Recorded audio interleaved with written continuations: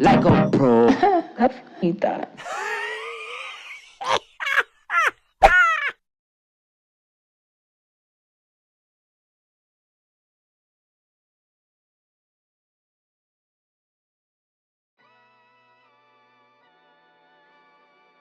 Hey y'all, and welcome back to Brandy Beauty TV. Today I have here my lovely cousin slash client. She actually is my real cousin, by the way, and she has made a few appearances on this channel before, except for today. Well, let me mention her name. Her name is Taylor. Let's skip that part. But anyways, today we're going to be giving her a fresh new hair color because her previous color, as you can see, has grown pretty much all the way out to the ends, just about. And I'm always amazed. Like, I do many different color transformations over the year, and when I see people come and I'm just like, where's your color? Because I'll be like thinking that we're gonna have a chance to build onto the previous color story or last color session, and when I see sometimes that the color is almost like gone to the ends, I'm like, well, hair is just amazing. Like, how did it do that? Like, it's gone, like not even a trace. So fascinating. But anyways, Taylor doesn't have any color left, and she told me that she wanted to be blonde again. So of course I told her, yes, let's go for it, but not any type of blonde. She had specific requests. One, she didn't want it to be all the way to her root, and she wanted tons of dimension, and she didn't want it to be flat. She wanted it to look natural and lived in, and she wanted a bright money piece, but she didn't want it all the way to like the root of her hair. She didn't want anything like to her scalp. So I was like, okay, let me go ahead and go into my color bag and pull out this halo placement that I love so dearly.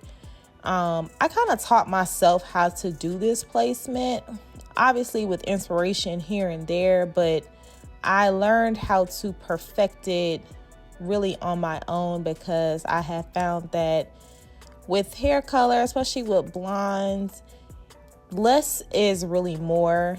And I was like, how can I get that impact that I'm looking for? How can I make that statement hair color without compromising my client's hair? Because most of my clients do have dark hair, such as Taylor. Hers is actually really dark. But with dark hair also comes it being fragile. If you're trying to go blonde, that is, because it's so far away from the base. Blonde is a ways away, even on the level system, it's a ways away from dark hair. So I was like, I want to be able to do loads of impact, minimal color, especially in the crown. So this halo placement is perfect, and so I'm going to walk you through how I'm going to achieve that.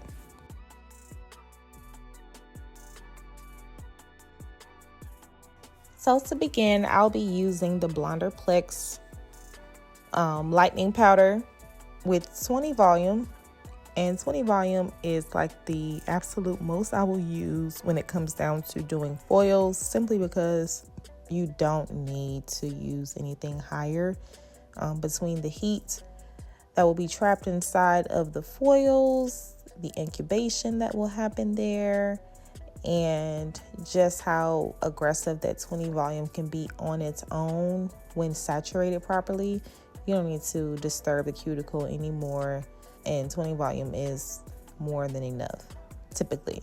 So I just say you can't ever use 30 or 40, but to preserve the integrity of the hair, 20 is typically my go-to for foils. Not open air, but foils, but that's a whole nother topic for a whole nother video.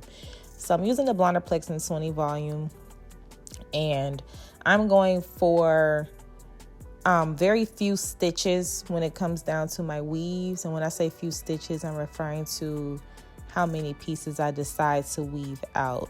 So traditionally I'm using between like 2 to 4, maybe even 2 to 3 traditionally for each subsection of hair. And this is because I need loads of impact, and I am alternating between 2 different shades. I am using 7A and 20 volume, and I'm also using the lightening powder to serve as her highlights. But the thing is that I will be keeping her very, very rooty, and because I want to keep her natural, soft, lived in, I will not be applying any root shadow to her hair. Everything that's taking place with this placement is going to be based off of skill and skill alone. I'm not using a lot of hair color. The art and the placement is coming through with the placement. It's coming through with the stitches. It's coming through with the teasing, with the melting, even how I'm applying the color and the lightener. Some of them I'm saturating more, some I'm bringing up higher. I mean, this is really where your artistry comes in when it comes down to this placement. So there are many different variations of this halo placement, but again, with color, it is a very customized experience. So we're not trying to be the one size fit all little toy soldiers, everybody look the same. That's not what we're trying to do. This is a truly custom project that we are attempting here. So some things can't even be explained. You just do whatever you feel needs to be done to get the blend and the look that you see in your mind. So in this case, she just has, first of all, a whole lot of hair to begin with. And I have to take that into consideration because her density is just high. So her strands are on the finer side, but she has a lot of hair. So I want to keep that in mind while also protecting the integrity of her hair. So some of them I will be teasing more than others because the focal point is her face. And we want to keep her nice and sun-kissed. But again, I'm not doing a root melt. I'm not doing a root shadow. I am only teasing the roots of her hair and using her base color to add that third pop of color in, to add that variation, to add that contrast so that everything else can lay on top and can serve its purpose without getting drowned out. So just follow me here. It can get a little bit, I wouldn't say confusing, but no, I'm lying. It can't get confusing because even just looking at it, like it can seem as though it just look like a bunch of crazy foils everywhere. And essentially it is a bunch of crazy foils everywhere, but they all do serve a purpose and everything is intentional and strategic. And again, as long as you have a game plan and you understand this is why the consultations matter, and I stress consultation, as long as that part is understood, by the time you get behind your canvas, you pretty much know how you need to execute. And if you need to shift or deviate from that game plan, you can do that because you still know what you're aiming for.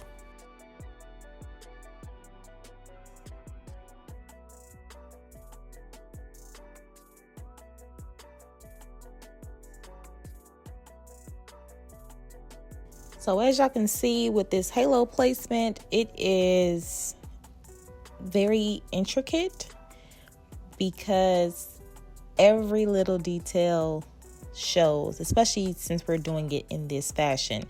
Now, you can take it and you can customize this placement to fit however it is that you want it to look. But when we're going for anything lived in, anytime I hear the word lived in or natural, soft grow out, I automatically know I'm gonna have to do a little bit of wrist work because it's all about the blend. So as you can see, I am teasing my life away, simply because that's where the melt and the softness is going to come through. We don't want any harsh lines of demarcation. And I also have to keep in mind that she wears her hair curly half of the time as well. So this placement also has to translate well onto her curly days. So those are some things that we discussed during her consultation to make sure that I gave her the best fit. So now we're coming around here to the front of her hair, her hairline, and this is kind of where it gets tricky. I'm going to tell you, most times people can't stand their color if they don't like it because of the way it looks around the front of their face. So I'm using smaller subsections here, and I'm also doing more teasing and many more stitches than I was in the back because we need more impact in the front. This is going to be where she's going to want to remain sun-kissed. However, again, like she said, she doesn't want anything on the root of her hair. Now, a little trick, if you're watching and you're taking notes, write this down, because when it comes down to the front of the hair, especially on our textured curly girls like myself, it's very easy to color the hair and you think you're saturating it well enough, and you probably are, but once you're done, it doesn't translate the same because it looks like breakage. So the trick of doing hairlines on people with curly textured hair is to make sure that you are pushing all the super short pieces, if they have super short pieces, and most of us do. Most Black women or people with curly hair don't have very full lush hairlines. We don't have even density across our hairlines. It's just the way that our hair grows. So in order to camouflage that, I push all the little short, fine hairs that will look like breakage. They're not breakage, but I push them all the way to the root of the hair, and I only color the long pieces so that when we take these foils out, you only see long, healthy, vibrant hair, and you get that natural sun-kissed look, and you don't have any pieces appearing as if they're broken off. So if I were to color those short pieces and bring attention to it, which lightener would do, it would look like breakage. But by leaving them dark and leaving them out, they actually help to serve the opposite. So that's something to keep in mind. So as you can see, her hair has lifted beautifully. We have a nice even tone here. I actually enjoyed using the Blonder Plex. This has been like my first bottle that I've ever used with this product, and I really enjoy it. It's nice. I really like it.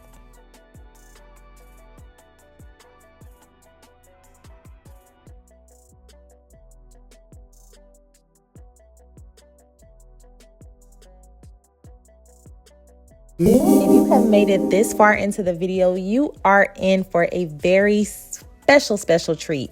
Do y'all see this install? They are not micro links, not a sew-in, not tape-ins, not anything of the sort. They are clip-ins from Go Sleek Hair Extensions, and they have been customized by yours truly. Y'all, I have partnered with Go Sleek to bring you all exclusive savings on all Go Sleek hair products. But as you can see, my favorite are their clip-ins, and they are so versatile, and they are for everyone. So please use my code BrandyBeauty at checkout for exclusive savings on all their products. Okay, y'all, so let's jump right back into Taylor's hair. And as you can see, her color just looks so beautiful, so rich. It's flawless. I absolutely love it. And as you can see, this is where we kind of get the term halo. She doesn't have any color directly on the roots of her hair. It's all living about 2 to 3 inches off the scalp. And then when I push her hair down, you can also see that the top kind of drops like a halo. So she has her sun kissed around the face, and then you can see the nice transition from her natural color fading ever so seamlessly into the blonde and brown highlights that we implemented. And I just love this color and tone on her. So I'm going to go ahead and get ready to silk press her hair using my liquid gold. Y'all, this is my favorite serum. I've been using this serum for over a year exclusively, and I absolutely love it. It's not often that I can recommend great products, especially great finishing products, because honestly, most of the products I use are professional grade, and you do have to know how to use them. But this is one of those products that I don't have to be careful with, and I can say, take this home. You can use it on your children. You can give it to your partner, your spouse. This product is safe for the entire family. So I use it in treatment and I use it as a finishing product, and it is absolutely wonderful. It serves as an excellent heat protectant. It's great for hair growth, as far as promoting hair growth. So I'm not going to say that it's a cure, but I will say if you're experiencing issues and your hair is in a space where it is growing, but you might need a little bit more extra nutrients, this is wonderful. So for my clients who have eczema, scalp issues, and scalp disorders, I've been using it on their hair and their scalp, and I have seen rave results from using it, from just being consistent. So I will place the link below so that you all can experience this liquid gold. I don't have a doubt in my mind that you're not going to enjoy it and love it. And with your purchase, you also are going to receive how-to instructions, videos, detailed videos on how to use that product so you can receive all the benefits. So back to Taylor's hair. Y'all see this tone, how it's just, you can see all the colors. It's not overwhelming, but you can see every single pop. That's pretty much what we were going for. But you don't see any lines of demarcation there either. Everything is transitioning so beautifully into the next. That's like my favorite way of just doing hair color. I love when people are like, what color is that? And you're like, I don't really know. You can't really describe it. Like, yes, let's keep the mystery there, okay? It's all art. It's all art. But let's go back into this formula, because I did want to touch base on that just a little bit more and kind of unpack that. So I could have just done her traditional highlights and just kept it to 2 formulas, the lightener and then a toner. But the issue is that I don't like blonde. Well, let me correct myself. I don't like anything other than ash blonde on dark hair. I don't know what it is. I just don't like it. I just think it looks so tacky. And if you wear that, I'm not calling you tacky by any stretch of imagination or by any means, but I just don't like warm blonde on dark hair. I just can't stand that combination. So I was like, we got to throw a mid shade in there so we have a little variation to kind of break this up a little bit more. So I decided to use 7A, which stands for 7 Ash, and I paired it with 20 volume instead of 30 volume because I wanted to control the warmth that was going to be exposed. If I had used 30 volume with that 7A, it would have pulled way too red, and I didn't want to have to go back and neutralize that. I didn't want to have to overwork myself. So I decided, let's go low and slow. Let me use a 20 so we can keep it as cool as we possibly can. I'm okay with some warmth, but not a whole lot of warmth. And we achieved just that. So use that 7A as her half light. So now you see she has her dark natural color as the base. And then we have the blonde highlights, which were toned. And then we have that nice, beautiful chocolate brown coming through as well, but it's not too warm. And that was the goal. Now for her toner, I did a few different things for her toner. I mixed a combination of level 8 and a level 10 to kind of get us to like a 9-ish, kind of, sort of. But again, I chose to use more ash in her formula than neutral. And that's simply because I wanted to be able to control her warmth as long as we possibly could, because it is going to fade at some point. So that's what we did for her toner. And I pretty much always put them up on the screen, so you will see them there.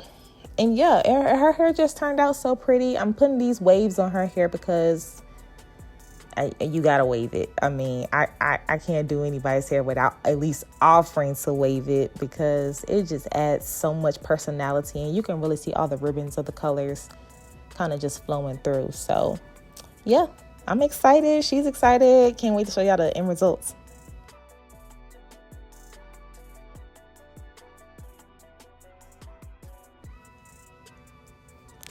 So we are finished curling Miss Taylor's beautiful luscious locks, and I'm going to apply a little bit more of my serum as a finishing silk just to spread her hair. Funny thing about going lighter is that sometimes the hair can look a little bit dull.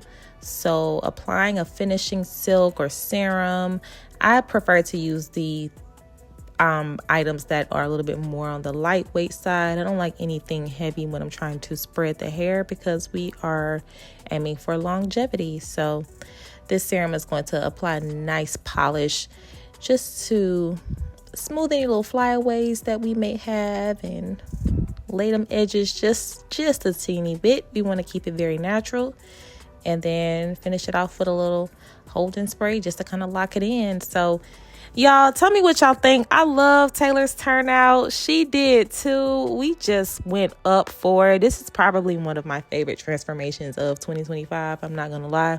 And there are a few that are up there, but this one is definitely like top 3. I think it's just screams just luxury hair, statement hair. And it's lived in. It just looks so soft and beautiful. And I know it's going to look even more beautiful when she does decide to wear her hair in her natural curls. So, yay, we achieved our goal. Thank y'all so much for watching. I truly appreciate each and every one of you. More content is coming. It's on the way. I can't wait. Thank y'all for being here. I'm so blessed. I truly appreciate every last one of you, especially those who are new to the channel and those who've just been here from the beginning. Love each and every one of you. And I will see y'all in my next video.